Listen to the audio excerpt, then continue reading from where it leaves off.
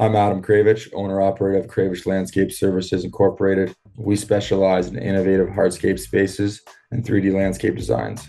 I am a hardscaper. What's happening, Hardscapers? This is episode 307 of the How to Hardscape podcast, where we talk about how you can start and grow your hardscaping business. And on today's episode, we have another I Am a Hardscaper episode where we sit down with a hardscape business owner and do a deep dive into their business. And for this, we are joined by Adam Craievich of Craievich Landscape Services. You can find them at Craievich Landscape Services on Instagram. That's spelled Craievich. And they popped on my radar when I saw that they had a John Deere inlay. They've done a couple of them. They look incredible. We feature them on the How to Hardscape page as well. You can definitely go there and check them out and see more from those projects. But when I got talking to Adam throughout this episode, he has a very unique starting point in the industry through a summer jobs program. From being a finance major to having a maintenance business to then getting into hardscapes, we cover all of that, including why he does line item pricing and getting into that topic. So lots to get into throughout this interview. But before we get into it, we want to say thank you to our sponsors. Cycle CPA. If you're looking for bookkeeping, accounting, CFO services, reach out to Cycle CPA at cyclecpa.com. Let them know How to Hardscape sent you for money off their services there. Patio SEO has hopped on board as a sponsor, and they are a leading marketing and brand building company in the hardscape industry. And if you don't know, this company is run by James Reed. We've had him on the podcast a couple of times, some of our more popular episodes, and he owns hardscape businesses across the country. And now you can have access to the same in-house marketing team that he has access to at patioseo.com. So if you're looking for a killer website, targeted ads, or data-driven strategies to grow, check them out at patioseo.com. And Knowledge Tree Consulting. George and Peter there are efficiency consultants in our industry, and I've had the privilege of having them both on one episode of the How to Hardscape podcast, and George multiple other times. Always great episodes, and I also got to sit down on a one-on-one with George and went through what they do for businesses, and I left that meeting with a lot of value, so I can't recommend them enough. If you want to learn more about what they do, go to knowledgetreeconsulting.com and get that conversation started with them today. And if you're looking for a software to dive into this season, check out the How to Hardscape headquarters software at hthheadquarters.com, where we have budgeting, estimating, time tracking, job costing, scheduling, employee management courses as well that you can assign to your employees for training purposes, onboarding purposes, installing pavers, segmental retaining walls, and a couple of others. But you can also create your own courses throughout the software, think safety training courses and so on. There's a lot more features. You can learn about them all at hthheadquarters.com, and we've got videos on all the different features, or you can book a demo with me straight through there as well. Once again, hthheadquarters.com. And without further ado, let's get into today's episode with Adam. Okay, Adam, let's get to know a little bit more about you, yourself, how you got started in the industry. Start wherever you want, end wherever you want, but how did you kind of get the ball rolling here? Yeah, it's no problem. My name's Adam Craievich. I'm the owner of Craievich Landscape Services Incorporated. How I got started in the industry, it's a long story, actually. I was raising money for training back when I was 18, playing the OHL, and mom and dad kind of said, whatever money you raise, we'll match it for training, right? So, I was a young kid. I started a business with the government, summer company program. They gave you $1,500 to start the business. So I got a lawnmower, weed whacker, went door to door in my car. So I just go door to door offering, weed trimming shrubs, cutting grass for that first year there. A lot of door-to-door knocking, a lot of cold calling, but that's kind of how we got started. And then as things started rolling, I would just get asked, hey, can you remove sod? Hey, can you possibly do retaining wall, interlock patios, and all that jazz? So I would always say yes. I'd go home, hop on YouTube, ask anybody I knew in the industry for some tips and advice, and then make sure that I did over and above kind of what the client asked for the price that we discussed, just to ensure myself that everything was done properly, the client was happy, and all that jazz. And I mean, from there, as we got into more technical aspects, we brought in some people that knew more in that field than I do, to say the least. Brought in a couple designers that went to school for landscape architect. Brought in some guys that have been in the industry for a little longer than me, and we just kind of went from there. We pride ourselves on, being the hardest working crew in this region for sure. We know we get jobs done quicker than most. I'd say all my crew is under the age of 27, so we're definitely a younger, more vibrant crew than most. But that's kind of how I got started. That's how where we are today. It's a really interesting start. What was it about, starting that sort of lawn weed trimming, things like that, that had you pursue that as opposed to something else when you were presented that opportunity to start raising money there? Well, I think what it was is I was back when minimum wage was about $9 an hour, and I was kind of doing the math on it, and I was training full time out in London, which took up 6 to 8 hours of my day, whether it was nighttime, daytime. So I was like, I don't know what company's going to hire me for say 3 months at $9 an hour. I'm going to get a bunch of 3, 4 hour shifts. It didn't really financially make sense, and then I heard about the summer company program from a friend of mine, and he had mentioned that you get $1,500 to start, and that pays for all your equipment. You can use it towards advertising, flyers, and all that jazz. And if you complete the program, which you have to, one meeting a month, the manager of the program would come on site to check up on you. And if you completed the program, you got an additional $1,500 at the end of the year. Wow. So the way I was looking at it, $1,500 at $9 an hour, you're looking at about 170, 180 hours of work that to me was free, right? Because I knew I was going to complete the program, go to the meetings, and anything from there was kind of bonus.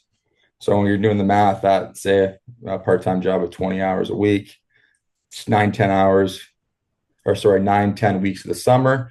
You're only getting 4 months off from high school. So I figured it was kind of a no-brainer for me. At what point did you start to get like really serious on the business and start to get those hardscape leads and things like that? I'm not too sure exactly when that whole light bulb clicked, but it was just I've always been someone to try and push myself and try to work harder than the next person, right?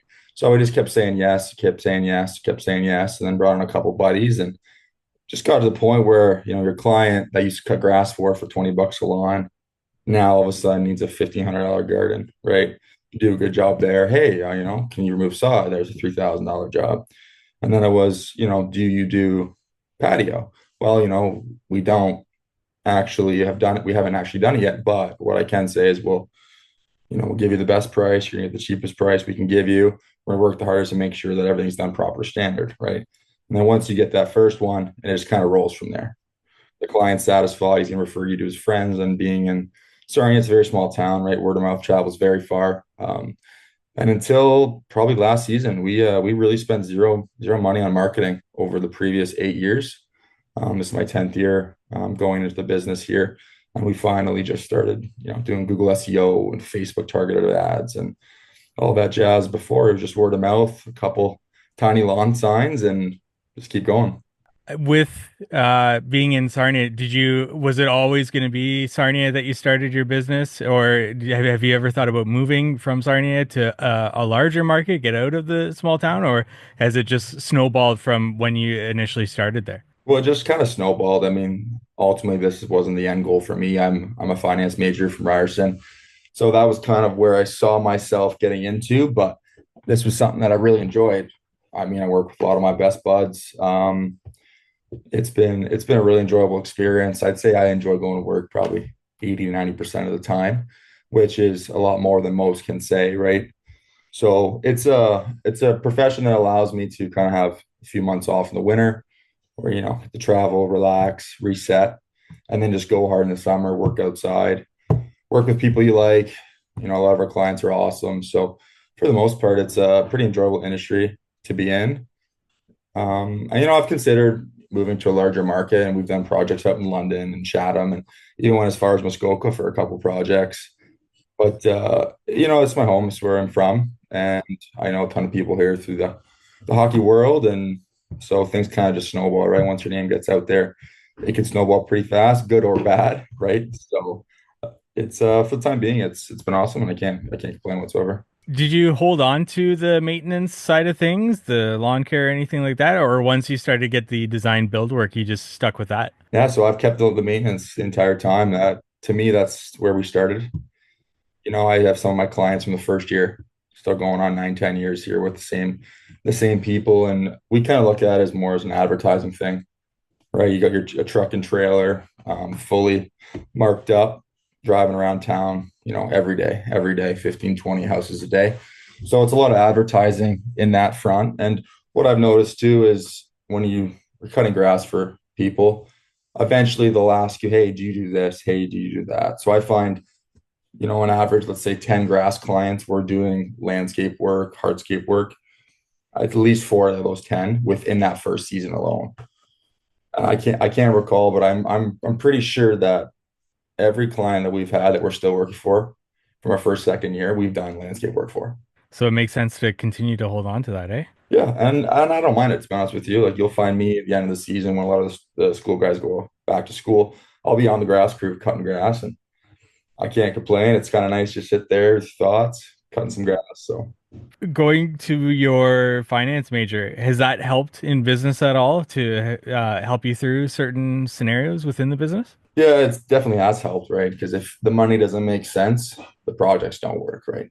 There's been projects in the past that we've loved to have been a part of, but if we're not making the money that we need to bring in the cash flow for trucks, trailers, employees, it's just not worth it at the end of the day, right? And a lot of businesses, especially in the trades, they don't, they can fail because they don't understand the business side of things, right? And it all comes down to the final dollar. And if the dollars don't make sense, then, kind of what are you doing? Um, but it's definitely helped with cash flow, getting financing, seeing where your money goes, retaining guys, finding ways for guys to receive benefits through the company and whatnot. So I would say it definitely helps. Where does the John Deere project fit into this timeline of your business, and how does that even come about? For our audience listening, definitely go to Adam's Instagram page. Off the top of my head is Craievich Landscapes at Craievich Yeah, Landscapes. Craievich Landscape Services. Yep. Definitely Might be check right take on a look at top there. yeah, definitely take a look at that wicked John Deere inlay there. How does that come about, and where did you even get the idea for that type of project there? So that's a client of ours that again we've done work for him for 5 or 6 years. Back when I was younger, I used to advertise on Kijiji, right? So he found us through Kijiji. We went up to Chatham, Ridgetown Way, and did a couple small gardens for him. Then eventually he was building this big barn for, he's a huge John Deere lover for him and his family. And they were building something really unique. And then my business partner, Kalen, he was chatting with him. He does all the designs, all the big designs for us here. So he was chatting with him and kind of mentioned, well, let me do something cool for you. Right. So he came up with the John Deere logo. And obviously that sold big time for our client there. And we actually ended up doing another one. So we've done two of those now for them, and both of them were last season actually. So since the client was a big John Deere fan, he bit right away when you presented that idea for him. Well, I mean, when the pricing comes in, it's a little bit Yeah, of a sticker shock because of yeah. how much work goes into a project like that, right? It's not just your typical patio lay. Every stone has to be cut on the outside and on the inside. So it was a process, but yeah, he loved it. I mean, this barn dominium he has set up, it's like no other. It's done up to the nines, and it's a showpiece, right? I mean, John Deere has came and checked out the project many times, so it turned out great for our client. They love it. We love it. We've got some great content from it. Obviously, chatting here with you today because of that project too. So it turned out really well. Do you try to now use that as an example to clients in the future who might look at like as an option? Hey, with your patio, we can also do a really cool inlay design, and this would be the pricing for that. Is that the strategy moving forward, or what's the Well, goal with that's that? definitely something that we were offering with some clients, right? I mean, it's definitely unique, and someone has to be a very big fan of a sports team or a company or their own company logo as well, right? So it's I see it more on the commercial side of things. So it's definitely something we're starting to advertise because we've done two of them now. We can kind of showcase, hey, this is what we've done. And every person we've ever showed that project to is like, wow, like how'd you guys manage to do that? But no, we have a great team. I got to give a shout out to all of them. They did a great job on both those projects, like the meticulous work and the multiple cuts per stone. It worked out really well. It's definitely something we're going to continue to try and advertise, and we'd love to do a couple more of them. But again, the sticker price on them, it's expensive. So it's for unique clients, big fans, and we'll just kind of see where it goes from there. But I'm sure we'll do one or two more this year. I'm hoping at least. We want to take a break from today's episode to talk about marketing. Are you looking to take your hardscape business to the next level? Well, this is brought to you by Patio SEO, the leading marketing and brand building company in the hardscape industry. And if you don't know, this company is run by James Reed, who owns multiple hardscape businesses across the country. And here's the kicker. You're not just getting access to any team. You're getting access to the very team that helped grow James's own companies, plus hundreds of others in the industry. Whether you need a killer website, targeted ads, or data-driven strategies to grow, Patio SEO has got you covered. They've been in your shoes and know exactly what works. We've had James Reed on the podcast a couple of times, and they're some of our more popular episodes, talking about branding, talking about how he's built companies across the country. And with that, he needs lots of leads, which means he's had to perfect his branding and marketing. And now you can have access to that same in-house team that he has access to for his own hardscape company. So if you're ready to build your brand and see some serious growth, check them out at patioseo.com. That's patioseo.com, or follow James on Instagram at road to 100ms. That's road to 100ms. Let's get your business the attention it deserves. Now back to the episode. You've mentioned your team. How have you gone about hiring for your team? You did mention the designers and people that went to school for that. How have you gone about building out your team from you yourself in the field, starting from the very beginning, doing the trimming and stuff, to bringing on hardscape work, design build work, and you mentioned at the very beginning recognizing that you wanted to bring in these experts to be able to do this work.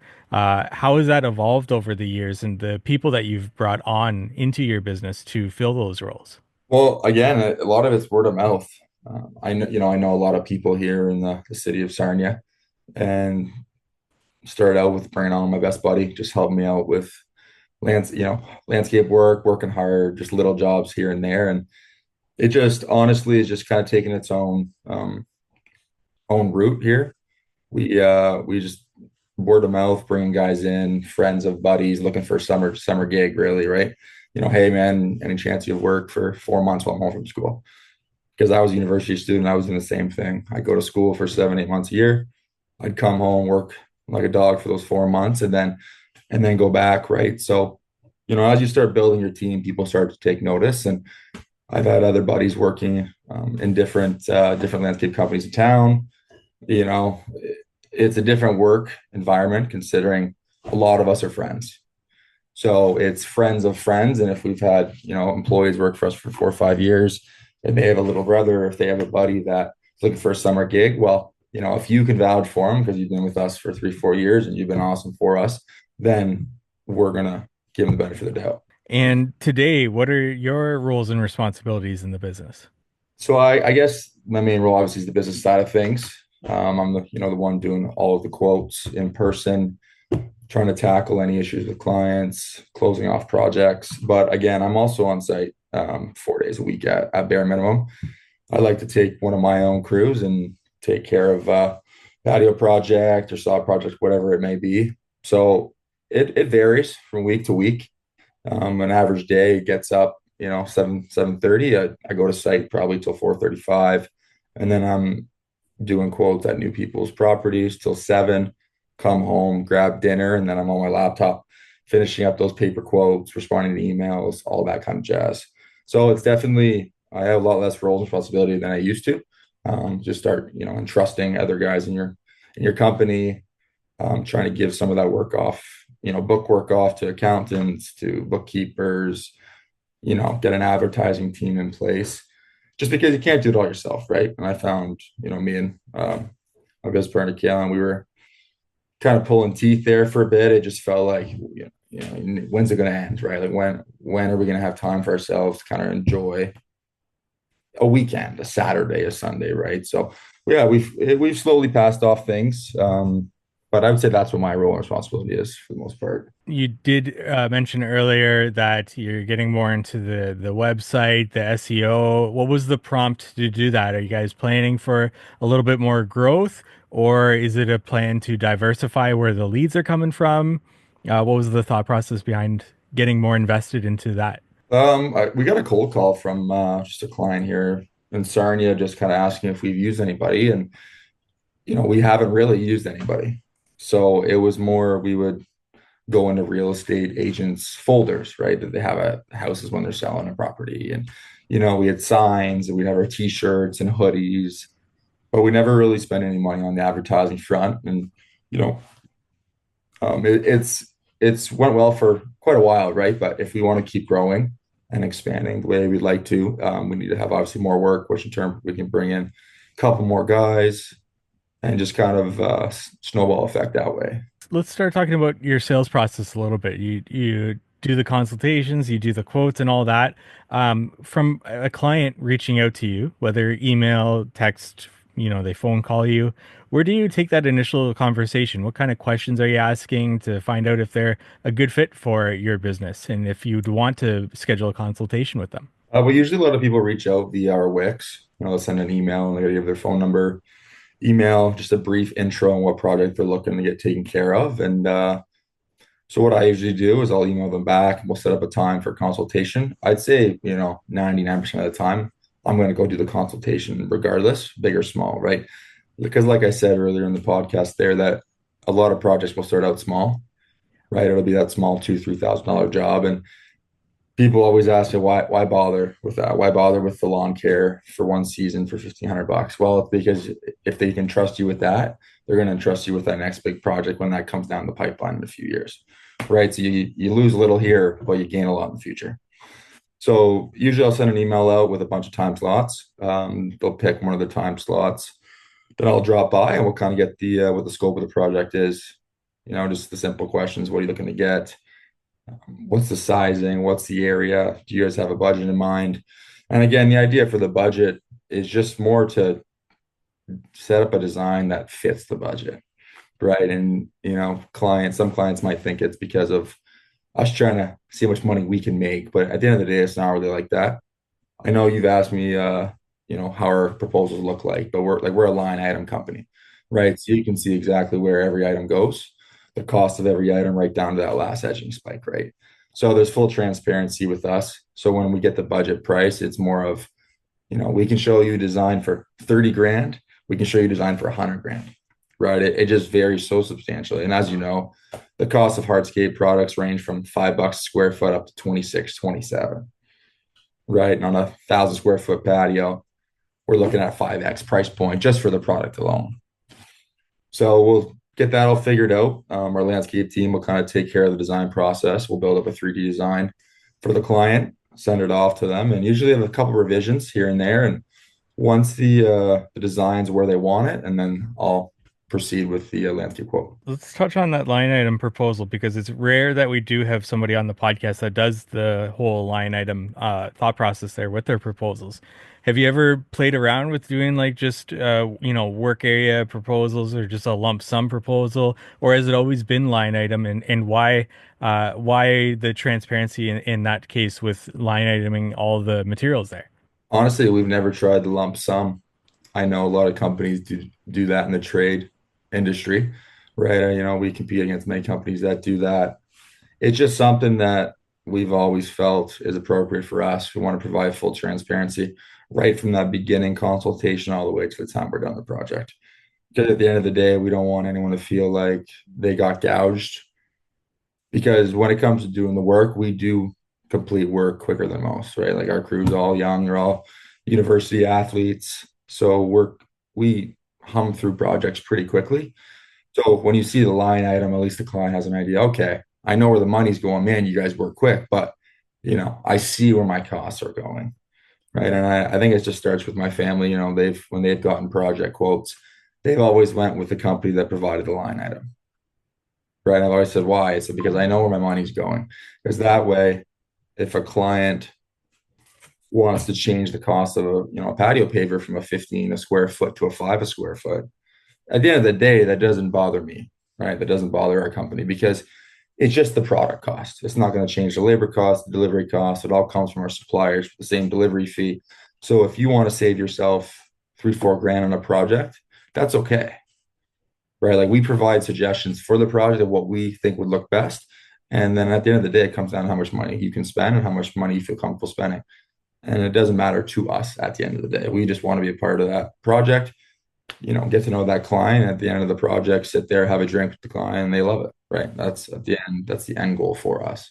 Have you ever had any pushback from clients who said, who kind of pick and point at certain line items in your proposal and say, that seems a little bit expensive, or maybe I can just source the materials myself and I'll have you guys install it? Have you ever had anything, situations like that? Yeah, we definitely have. But at the end of the day, that's kind of where we are with our item cost. It's just the retail pricing from our suppliers, right? If they want to go source it from the same supplier we're grabbing it from, it's going to be the same price, right? That's where I think the transparency is a big thing. Because, like I said, if you want to change certain products, certain items, by all means, we can, right? We're not offended. At the end of the day, it is the client's property, it is the client's project. They're going to have to see at the end of the day. So if they want to change something for some saving costs, it doesn't offend us. We used to do a lot of we'll get the materials and then our company will install, right? That's when we were a lot smaller. But now, for the most part, we don't really get much of that. I'd say, 95% of the time, our clients want us to take care of the entire project from start to finish. They want to pay the bill, look in their backyard, and just go, right? So that's what I would say. And for consultations, do you charge for them? Yes, no, why not? We never really have in the past. It's always been free consultations. This season, we're charging for our 3D designs. And that's only because in the past we've had people bring us in, consultation, do the 3D design, and they take it to another company and the other company installs it. Right. And I get it, it's part of the game. But if we're going to do the 3D design that really no other company in our area can do at the speed we get it done, we're going to at least get compensated for that.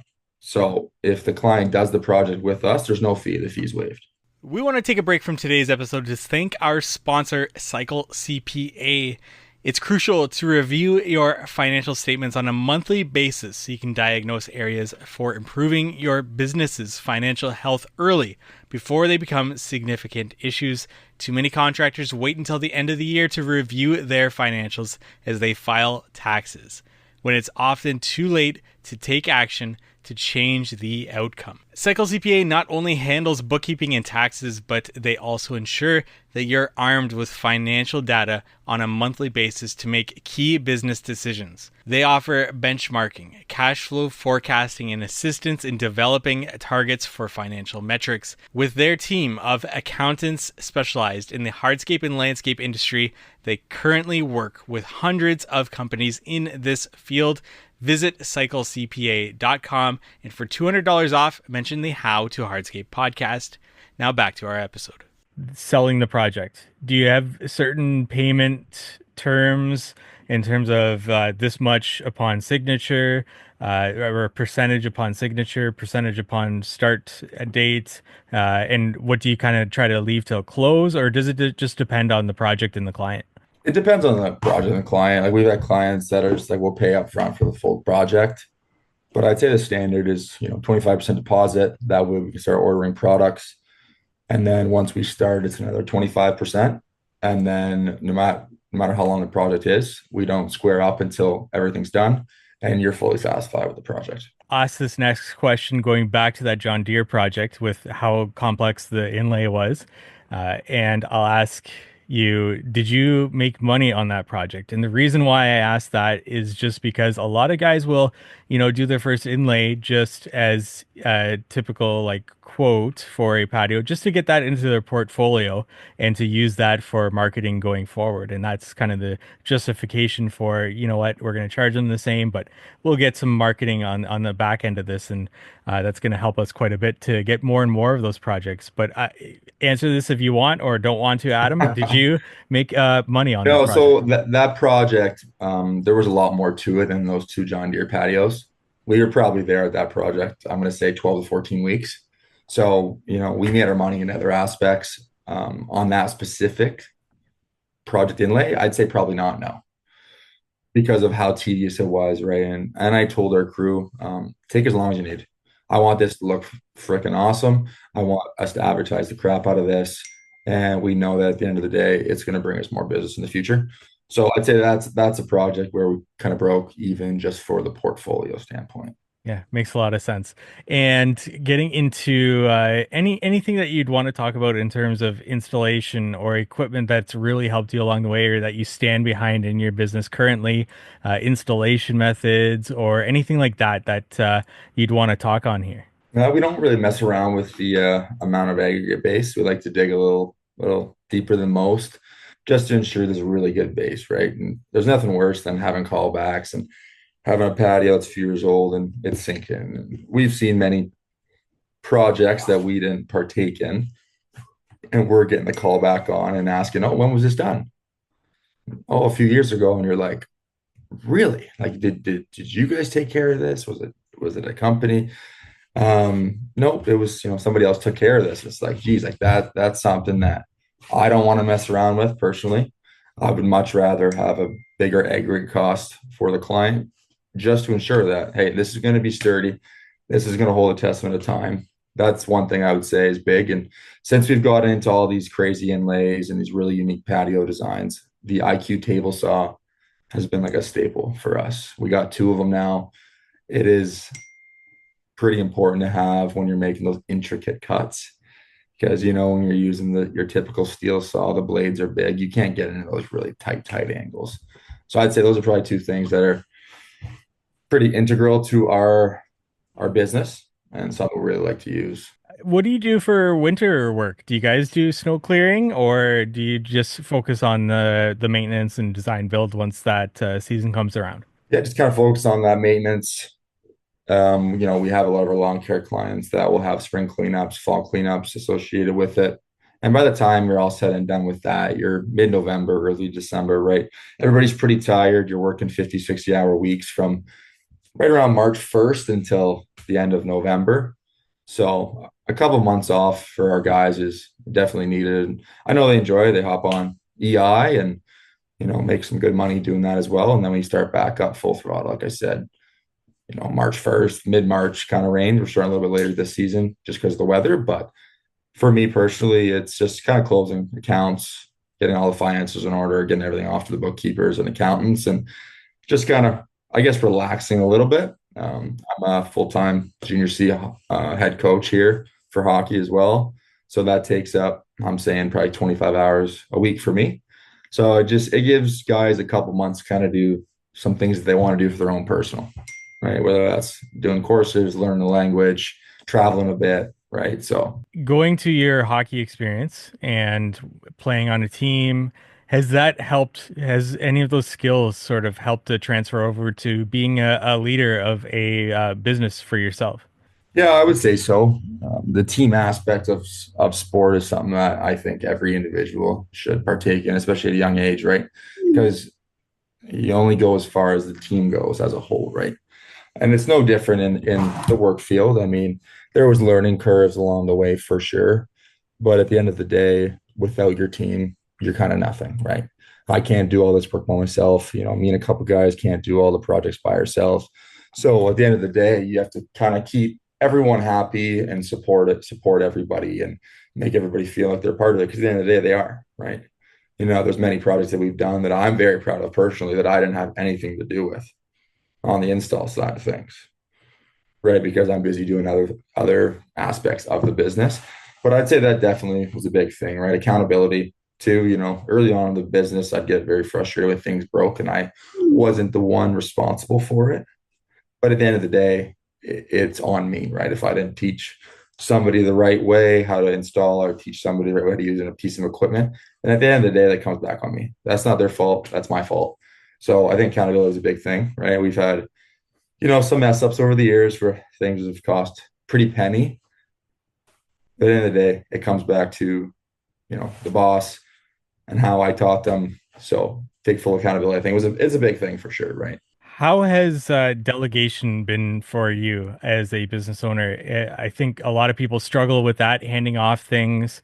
But just going back to our very first conversation at the beginning of this podcast, you recognize like I want to get experts to hire to be able to do a lot of this work. Did that come naturally to you, delegation, handing things off that were initially your responsibility, or was this something that you had to work on to be able to recognize that you Well, I wanted? think if you ask my guys, they'll say it definitely didn't come naturally. Um, that's something that it's hard, right?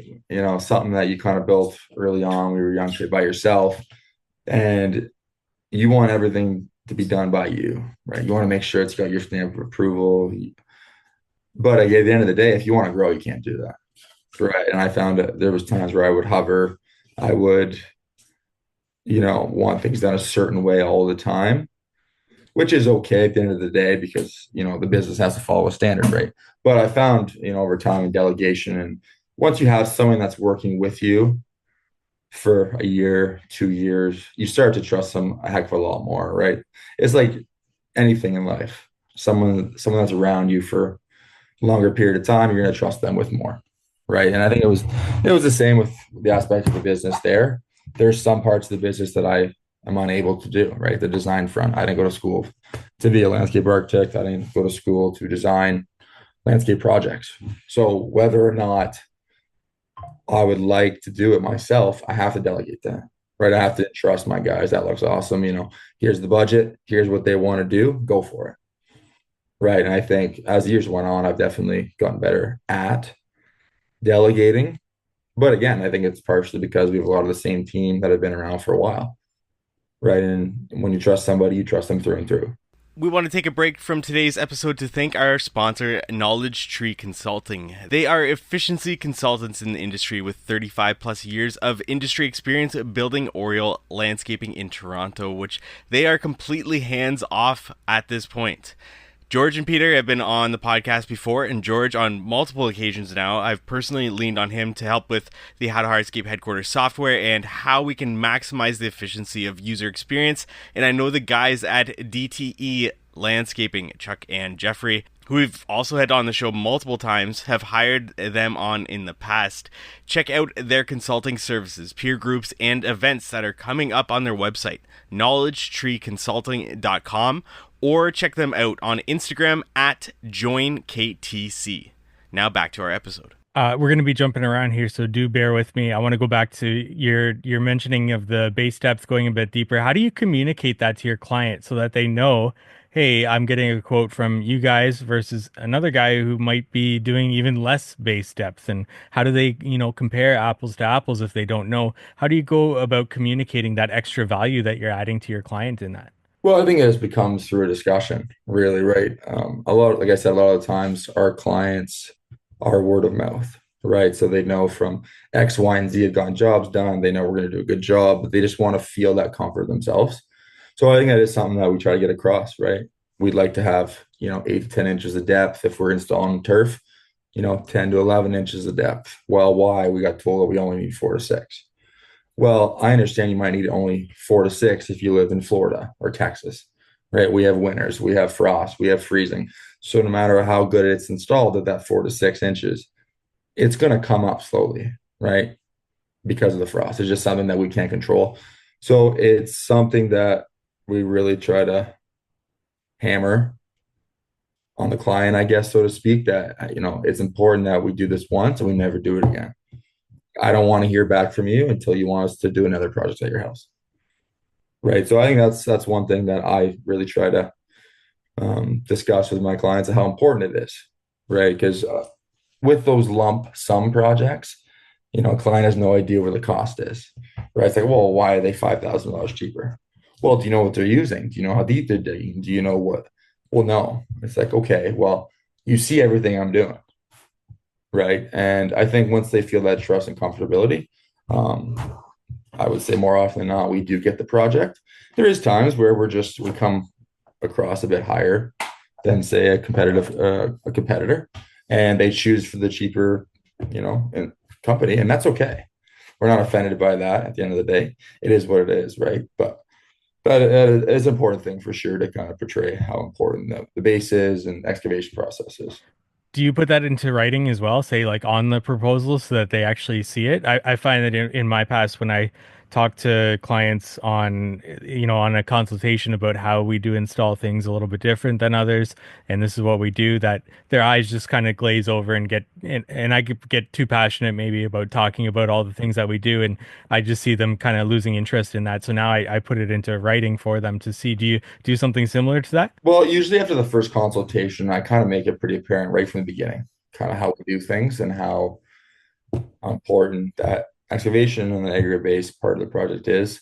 And then again, when we send the final quote out, I'll put my email, we'll have everything in the email. We'll just kind of like focus on that just as reiteration, just so you guys know, X, Y, and Z, so that if they agree to go with us, they have the comfortability that they have that email as, I guess, proof, right? Hey, you told me that it was going to be this deep, which is fine because to be honest, sometimes we dig deeper than normal, more than we should. And, at the end of the day, I'm the one with the lost costs. Like that's my cost that I got to eat. But at the end of the day, for the client, they're going to have a one sturdy project, right? So, Adam, anybody that it's helped you along the way or that you look to for inspiration, anybody that you'd want to give a shout out here on the podcast, whether that's online, offline, that has helped you along the way in business and, or, installation and design and all that.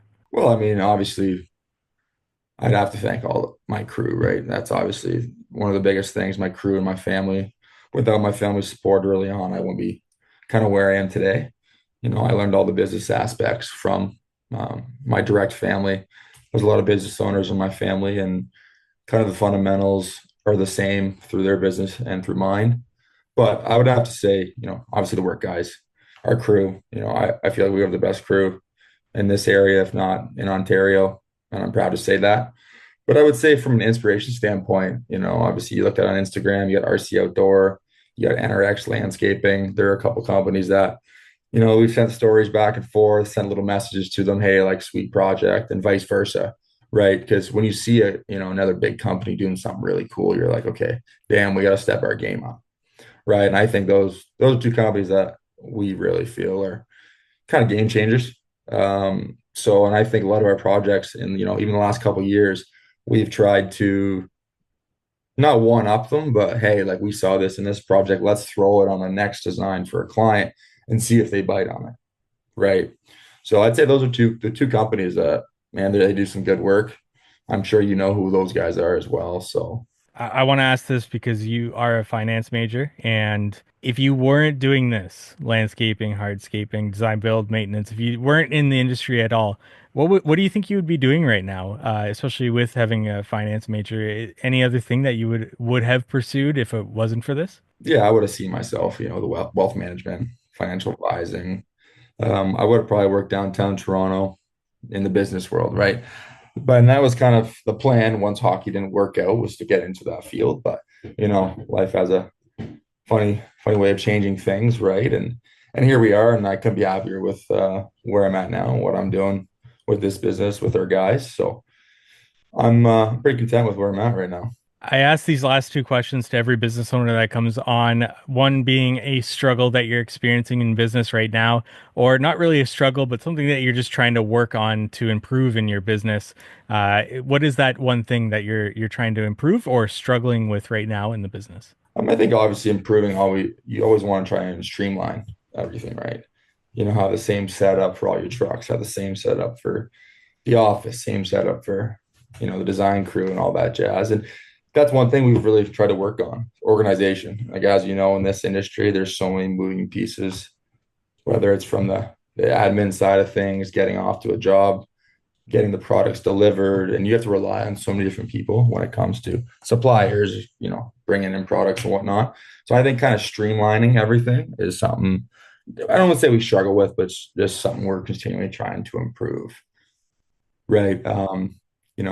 Company fun. I don't think that's something that we have to worry about. We have, we'll have our company parties every so often. We go to Toronto every few years here and have a fun night on the town. So that's a big thing that's important for us, right? Making sure that the guys are working with you, they're enjoying it. Because again, no one wants to go to work in the morning and go, oh, another day. Right. Especially when you're asking a guy to work a 10-hour day and 90-degree heat, right? And those little Timmy's runs, those subway runs like that goes such a far way with everybody, right? You just want to feel appreciated. So that's one thing that we really try to focus on is being a good place to work and enjoyable more than anything. So Adam, what's one thing you know now that you wish you knew from the very beginning, whether that's from the very beginning of starting your business or personal related, business related, but what's one thing you know now that you wish you knew from the very beginning? I would say probably just to have went for it a little harder from the beginning. I didn't know much about the industry early on, right? So I wasn't as comfortable with certain projects and saying yes and all that jazz. So I think I just wish I would have learned a little more, a little bit quicker and just dove in head first, right? It would have been nice to not have multiple potential jobs in line where, whether I'm going to finance, whether I'm pursuing something in the hockey aspect, finance aspect, it would have been nice just kind of say, okay, this is what I'm doing. Let's go for it head first. Right. That's one thing I would have wish I would have known from the beginning. And then obviously just take risks, take more risks, right? Especially when you're younger and you're looking at say the purchase of a new Bobcat and it's 50 grand. You're like, holy smokes, like that's a lot of money. Like, we're gonna wait a year for that. We're gonna wait another year for that. Right. And you get through with shovels and sod cutters and when that project could have been done quicker and you could have moved on to the next project quicker. Right. And that's one thing. Wish I would have known a little bit earlier, but just taking risks and going for it. But yeah, like I said many times this podcast, we're pretty happy with where we're at. We're getting to work on a lot of really unique projects and this upcoming year too. We've got some cool stuff coming out. So I would have to say we're pretty excited for 2025. Adam, what's next for Craievich Landscapes? Do you have any cool inlays coming up or working towards filling out the schedule? What's next for Craievich? Just trying to fill the schedule, right? You know how that goes. The minute the sun starts shining, everyone goes, "Oh, geez, I better start thinking about that landscape work," right? So, I mean, I got 15, 20 quotes going on this week, just trying to get things booked up and hammer them out. But no, we have a lot of cool projects coming up. I'd say every project we do from a hardscape perspective, we try to make it, unique from the last one. We never try and do the same project twice. So whether that's, an inlay of granite mist with a border and then an outlay with a more granite mist and a double border, and then changing that in the next project, right? So I mean, as you've seen on our Instagram page, we try to use a lot of different products. Just try to accent, make a client's backyard different than the last. Adam, thank you so much for your time today. I do really appreciate it. Where can our audience find out more about you? Where do you want to send them to, especially to check out that John Deere inlay that you did there? If they want to check that out, that'd be through our Instagram page. We also have our website, craivishlandscaping.com, where we have a ton of photos of our projects, a little about us. If you want to see more, obviously, Instagram's a big one. We're pretty big in the social media aspect. You'll see myself and Kalen on the mic having some fun with a couple of projects, just talking about them, and that's what you'll see us all the rest of the year. So, and for our audience listening, that is Craievich Landscape Services on Instagram, spelled Craievich. A little bit difficult there, but that'll also be in our show notes, the complete spelling and his handle there. So, Adam, thank you so much for joining us. I appreciate it. It's been a lot of fun, and enjoy your weekend. You as well. Thank you for listening to today's podcast episode. Go on over to Craievich Landscape Services on Instagram. That's spelled Craievich to check out those beautiful John Deere inlays, and let them know that you heard them on the How to Hardscape podcast. If you have somebody that you want to hear on the show, or you have a topic, send me a message at How to Hardscape while you're on Instagram there. Leave a 5-star rating, review, Apple, Spotify, wherever you can. That really helps out the podcast, and thank you so much for tuning in. But before we leave, we want to say thank you to our sponsors. Cycle CPA. If you're looking for bookkeeping, accounting, CFO services, reach out to Cycle CPA at cyclecpa.com. Let them know How to Hardscape sent you for money off their services there. PatioSEO.com. And now you know Patio SEO can take your hardscape business to the next level. James Reed and his expert team have built a reputation on success, not just for their own companies, but for hundreds of others just like yours. So don't wait. Visit PatioSEO.com to learn more and get started. But also be sure to follow James's journey on Instagram at Road to 100 M's. That's Road to 100 MS for behind the scenes tips and insights. And I do recommend checking that out and following along to that. Ready to build your brand? Patio SEO is here to help you every step of the way. And Knowledge Tree Consulting. George and Peter there are efficiency consultants in our industry, and I've had the privilege of having them both on one episode of the How to Hardscape podcast, and George multiple other times. Always great episodes, and I also got to sit down on a one-on-one with George and went through what they do for businesses, and I left that meeting with a lot of value, so I can't recommend them enough. If you want to learn more about what they do, go to knowledgetreeconsulting.com and get that conversation started with them today. And we look forward to meeting you next week on the How to Hardscape podcast.